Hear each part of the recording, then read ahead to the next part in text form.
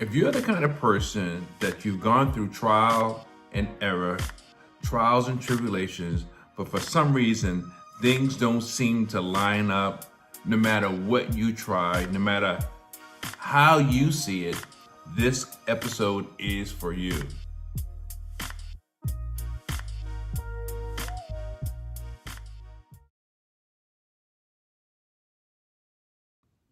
Hey folks, I'm Sir Charles Carey, peak performance strategist, author, best-selling author, in fact, of the Radiate the Brain series.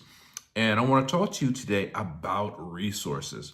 You know, many of us look at resources, or how should I say it? We simply don't realize what resources are available to us. Now, there are a lot of resources that are available to us that simply cost. It's an investment, or it's a price tag that you must gain access through in order to learn more, be positioned to do more, in order to have access.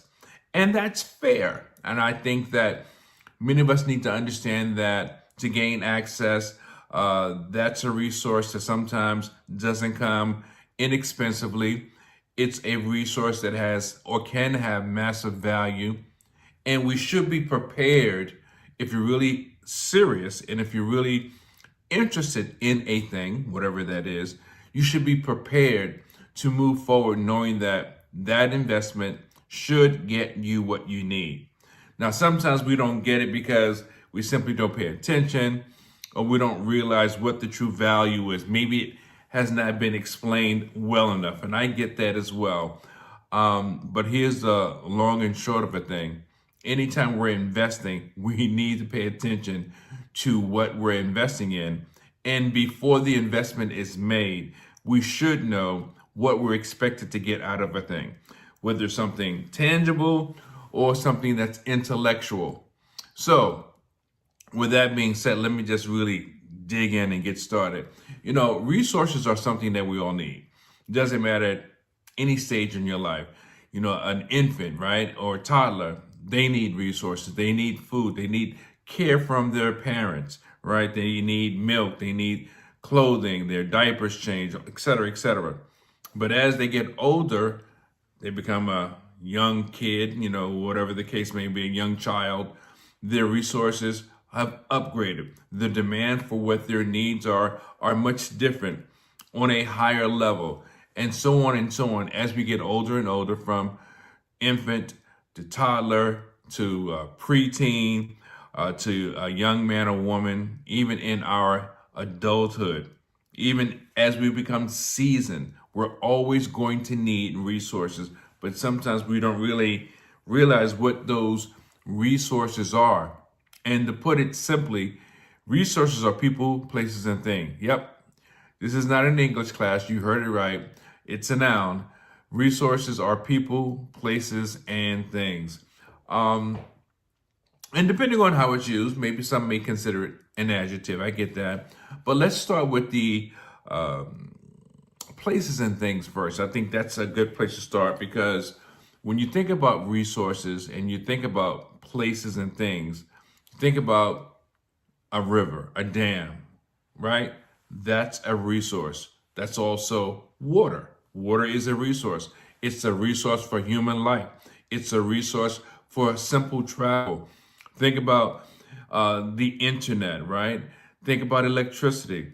You need electricity to run the internet, or some type of energy field to have access to the antennas, which have access to the satellites, which are transmitting information to us here through our smart devices, our computers, tablets, et cetera, et cetera. You know, those are places and things. You know, the satellite's a thing, right? The internet is a thing. This episode is sponsored by our upcoming webinar, 5 Reasons Your Dreams Never See the Light of Day. It's a True Reality Enterprise Ventures, and we want you to get the information and the insight you really need. Look for the link in the description. Places, you know, your home, for example, it's a resource for shelter, especially in extreme weather conditions. You know, if not, we could all just live outside. Places and things are something that's almost synonymous with life. No matter what you do and where you go, there are going to be places that you're going to be at, and there are going to be things that you do. You know, food, for example, that's another resource. You need food to keep your body moving, to keep your body going, to keep your body functioning. All of these things, pardon the pun, are resources, places, and things. Now, I personally think that many times we underestimate or undervalue resources.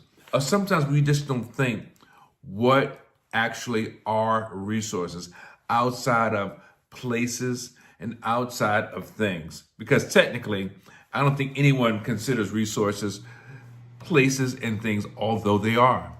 But people, I feel personally that's one of the most valuable resources that we have.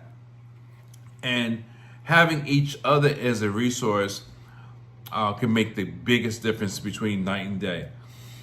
It doesn't matter whether it's your place of worship, a counselor, a traditional teacher, a family member, you know, that resource coming from another human being can do many things for you, especially if you're trying to learn and grasp how to go further as a father, right?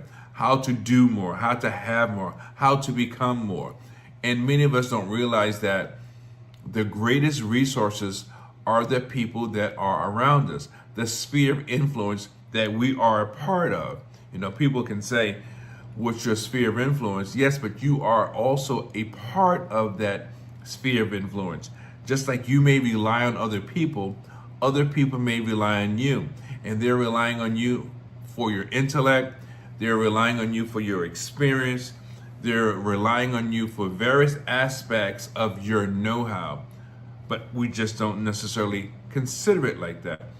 In fact, as it has been said, people that are close to us don't usually listen to us. We look at information or we gather things from other people in other places and things, right?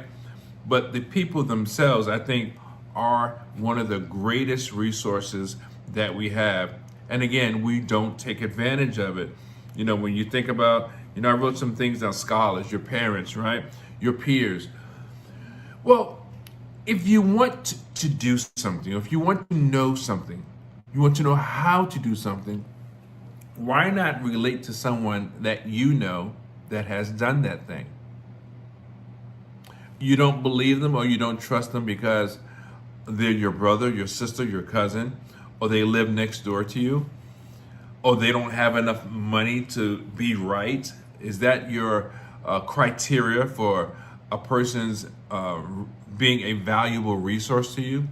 I think sometimes we underestimate people because if you don't have the information you need and you're relying on something, now, sure, you can go and pay someone, but are they credible? Do you trust them?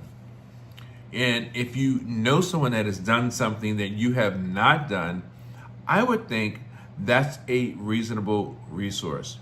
It doesn't mean that everything they know and that everything that they may share will be applicable to you, but it's someone that you can look to and consider, hey, I've never done this particular thing. Hey, they've done it. They do it for a living. They're telling me about it. I ask a question, they open the floodgates. Or even if it's just a brief tidbit of information, they have shared something with me that maybe I did not know before. And to me, that can be very, very valuable. But we don't usually, well, I won't say we don't. Some of us don't normally go that route.